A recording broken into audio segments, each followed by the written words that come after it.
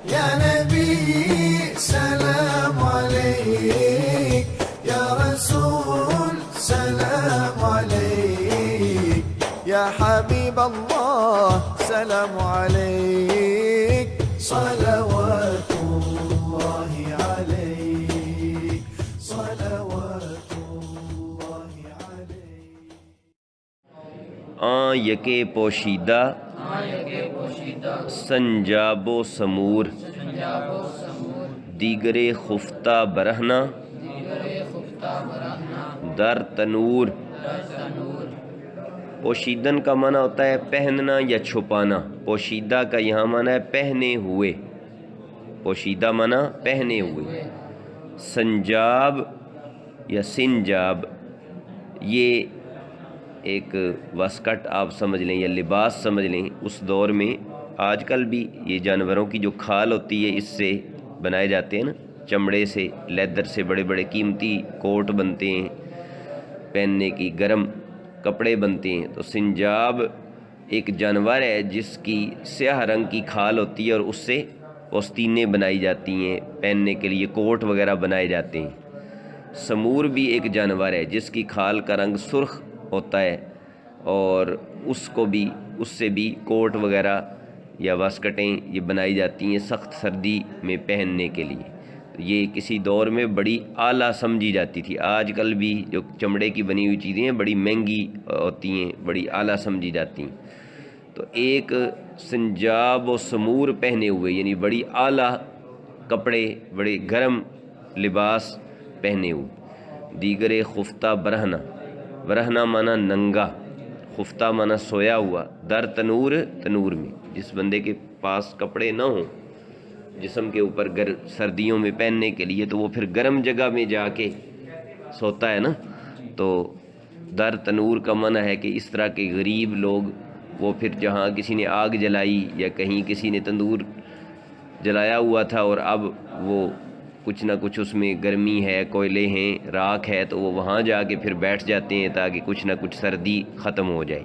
مراد اس شعر سے یہ ہے کہ ایک کے پاس اعلیٰ کپڑے ہیں اور دوسرا ننگا ہے، اس کے پاس بدن پہ پہننے کے لیے کپڑے بھی نہیں. ایک سنجاب و سمور پہنے ہوئے،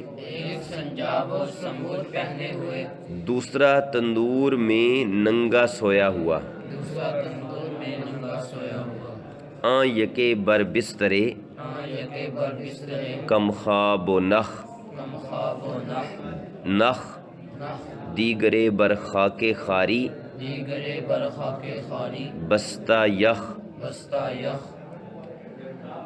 کم خواب اور نخ یہ بھی دو بڑے نرم اور ملائم کپڑے جن سے بستر بنائے جاتے تھے. کم خواب اور نخ دو کپڑوں کے نام ہیں جن سے نرم اور ملائم بستر، طلائیاں وغیرہ، گدے بنائے جاتے تھے. خاری کا معنی ہے ذلت. بر خاک خاری کا معنی ذلت کی مٹی پر. بستہ یخ معنی جمع ہوا. بستہ یخ کا معنی جمع ہوا یعنی اتنا ٹھنڈا کہ جو جم جائے. مراد یہ ہے، مقصد یہ ہے کہ ایک بندہ بڑے اعلیٰ بستروں پر ہے، بڑے اعلیٰ گدوں پر سوتا ہے اور دوسرا ذلت کے ساتھ مٹی پہ پڑا ہوا ہے، فقیر ہے، بیکاری ہے، اس کے پاس سونے کے لیے اعلیٰ بستر وغیرہ موجود نہیں. ایک کم خواب اور نخ کے بستر پر، دوسرا ذلت کی مٹی پہ جمع ہوا.